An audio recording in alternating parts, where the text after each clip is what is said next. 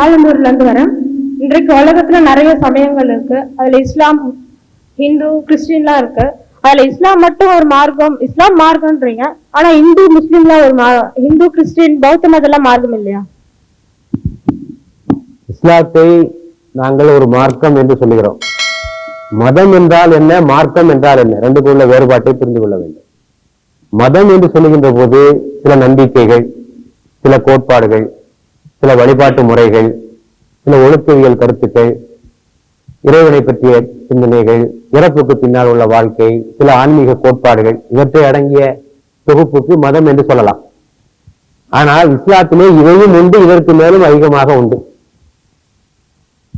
இஸ்லாம் இவற்றோடு தன்னுடைய போதனைகளை நிறுத்திக் கொள்ளவில்லை. இஸ்லாம் என்ற மார்க்கத்துக்கு அமைதி அப்படின்னு சொன்ன நம்ம விளக்கம்.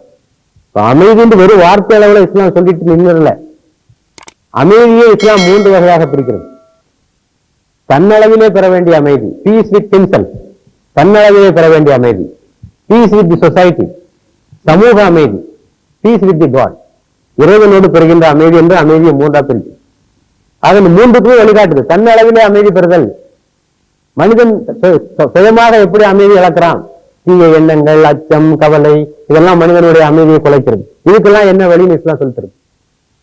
சமுதாயத்திலே அமைதி, பல வகையான அநீதிகள், சமூக, பொருளாதார, அரசியல் அநீதிகள். ஆக இதுக்கு மாற்று வழி சொல்லுது. Political, economical justice. நீங்க இஸ்லாத்தை படிச்சீங்கன்னா அதற்கான எல்லா தீர்வும் அதுல உண்டு. அரசியலுக்கு வழிகாட்டுதல் உண்டு, பொருளாதாரத்துக்கு வழிகாட்டுதல் உண்டு, எல்லா விஷயங்களுக்கும் வழிகாட்டுதல் உண்டு. சில பேர் கூட ரொம்ப கோவிச்சுக்குவாங்க, என்னையா இஸ்லாத்துல எல்லாம் சொல்லியிருக்கு, இது செய்யாதே, அது செய்யாதே, வட்டி வாங்காது, இதெல்லாம் கூட உங்களுடைய கடவுள் தலையிடணுமா அப்படின்னு கேட்கறவங்க கூட உண்டு. அப்படி நுணுக்கமாக ஒவ்வொரு விஷயத்துல என்ன வியாபாரம் தான் செய்யணும், இது செய்யக்கூடாது, அரசியல் இப்படித்தான் இருக்கணும், ஆட்சி அதிகாரிகள் யார் ஆட்சிக்கு வரணும், யார் வரக்கூடாது என்பதற்கெல்லாம் விதிகள் உண்டு. ஆக அதையும் சொல்லுது. 3வது பீஸ் வித் தி காட், இறைவனோடு பெறுகின்ற அமைதி. இறைவனை எப்படி வழிபட வேண்டும், இறைவனை எப்படி துதி செய்ய வேண்டும், இறைவனை எப்படி நெருங்க வேண்டும், இதற்கான வழிமுறை. ஆக அந்த அடிப்படையில் பார்த்தாலும் அது ஒரு மார்க்கம். அடுத்தபடியாக இஸ்லாமிய கடமைகள், அந்த கடமைகளும் 3 கடமை இருக்கு. தனக்கு செய்ய வேண்டிய கடமைகள், மனிதர்களுக்கு செய்ய வேண்டிய கடமைகள், இறைவனுக்கு செய்ய வேண்டிய கடமை. அவனுக்கு செய்ய வேண்டிய கடமை தன்னுடைய உடலை, ஆன்மாவை பாதுகாத்துக் கொள்வது அவனுடைய கடமை.